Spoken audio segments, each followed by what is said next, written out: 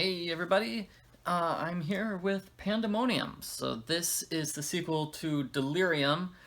I just want to note at the start that my wife is actually here. Say hi. Hi guys. She's here on purpose. She's not a mean person who is interrupting my video, because we got mean comments about the person interrupting my video being so unprofessional. So, Well, it's the wife, and the wife doesn't work in the business. I'm sorry. yeah.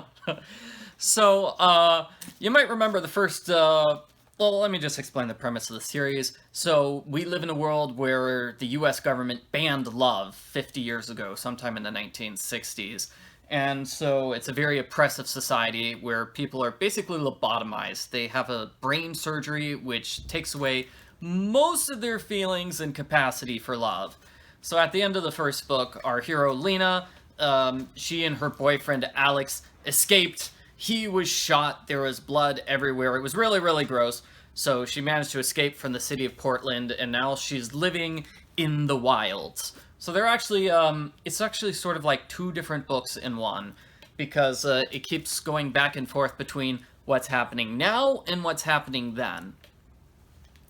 I'm not sure I really liked how it was split up in the two books. It worked for about halfway through the book, and then for the second half, the flashbacks to the then period didn't work. So then is basically the story of she was discovered by scavengers, basically people that are living in the bombed remains of whatever cities are outside of Portland. I don't know which ones. And she has to adjust to the new life where they can't really grow food, and everybody's dying, and it's really terrible. And winter comes, and they have to go south for the winter. But for some reason, they have a really hard time doing this. I'm not sure why. They go through the snow. I don't know. Does it snow? It doesn't snow in Florida in the winter, does it? No. No, okay, so really they should have left for Florida like 2 months early instead of waiting. And they wait for it to start snowing in, Maine before heading south for Florida, which doesn't seem like a smart idea to me. And multiple people die, and Lena's just really sad. She kind of goes back and forth between believing Alex is still alive out there and then being devastated because he's dead. And like I said, about halfway through the book, this sort of stops making sense. And there's even one chapter where the then section is just 2 pages long. It was a 2 page chapter. And it just ends. There's no attempt to connect the two storylines. We just stop hearing about what happens then, about 75 to 100 pages towards the end of the book. The more interesting part of the book is what's happening now in the current day. So Lena is a student in a high school in New York City, and it seems strange that she went from being a scavenger on the outside to just being a totally normal high school student. That I wish we had an explanation to explain how she got from point A to point B.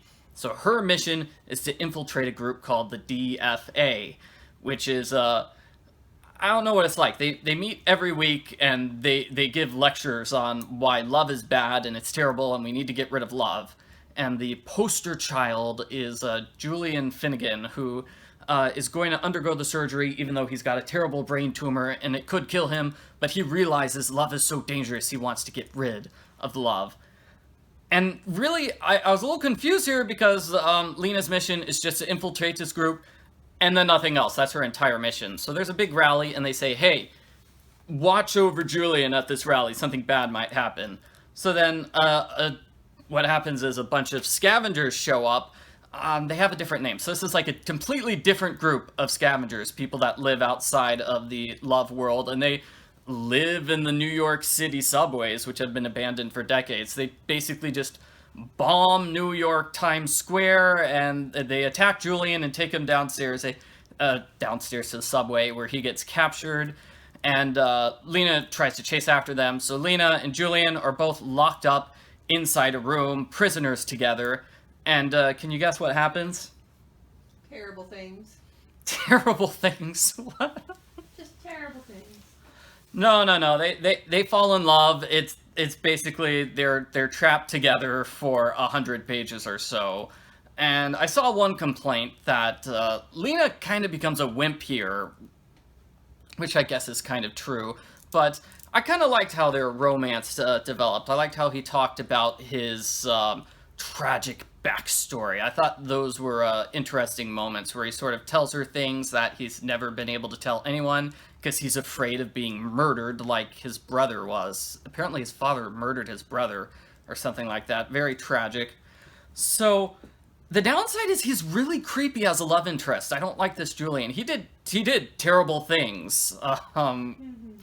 Yeah, it was creepy. So they managed to escape from the group of scavengers, and they run into a second group of scavengers, which is really strange. One was Rat Man, who has like a rat eye and an army of rats that does whatever he says.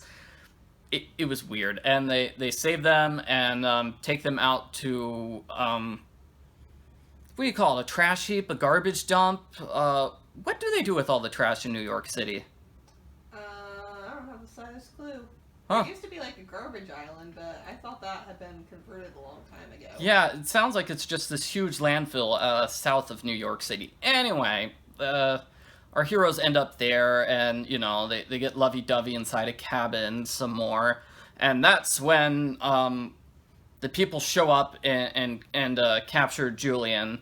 And it's revealed that this was all part of a plot. Her friends purposely wanted her to meet Julian and have him fall in love with her, so he would have to be killed, because, as I said, he's the poster boy for the movement, and they thought it would be a huge blow to the movement if their poster boy fell in love and had to be killed as a result.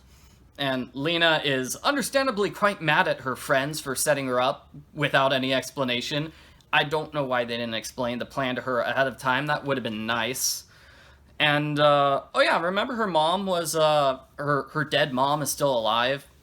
She kind of sees her mom for a moment. You know, her mom's got, like, this mom tattoo, and it was such a weird scene. I'm like, that's gotta be her mom. There's no reason they would focus so much on this minor character. And she finds out later on then, it is her mom. So, she doesn't get to see her mom ever again, though. Her mom goes away doing other business. And Lena decides to break into the hospital to save Julian from being murdered, and her friends do the exact same thing. I guess they changed their mind about having him be murdered.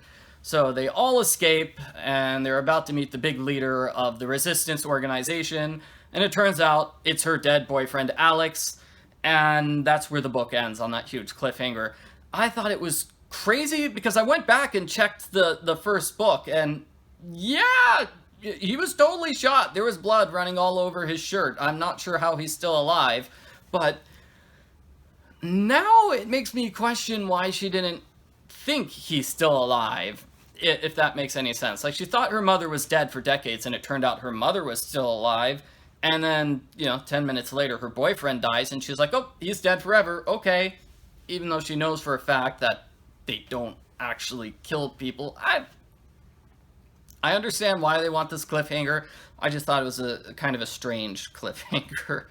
So, it does make me eager to read the third book, but it's a love triangle, and I guess that's kind of predictable, where, the world without love, it ends up being a teenage love triangle, and it seems like that's where the series is going, as opposed to the grand mission to save the world and introduce love back into the world. I think overall I'd say I liked about half of the book. I feel like, it didn't necessarily need to be a 400-page book. It would have been a pretty good 200-page book if they cut out most of the fluff, and if they'd given more explanation as to what Lena's friends were doing and why, because it seems really mean that they were keeping secrets from her about their grand plans, basically for no reason. It's one of those mystery things where it's like, I'm gonna keep secrets from you just so it can be a surprise reveal at the end of the book, even though it totally jeopardizes the entire mission for me to keep secrets from you.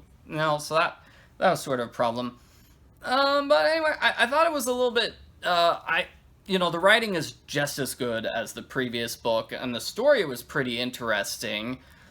Completely different from the first book, though. The first book was really, really different, I'd say.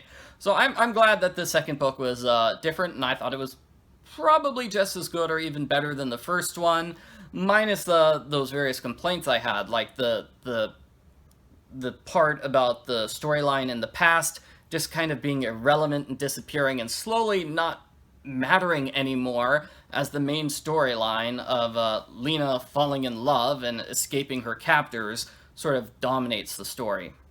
But the last 50, 70 pages were definitely good. Definitely, I'd say probably the best part. Okay.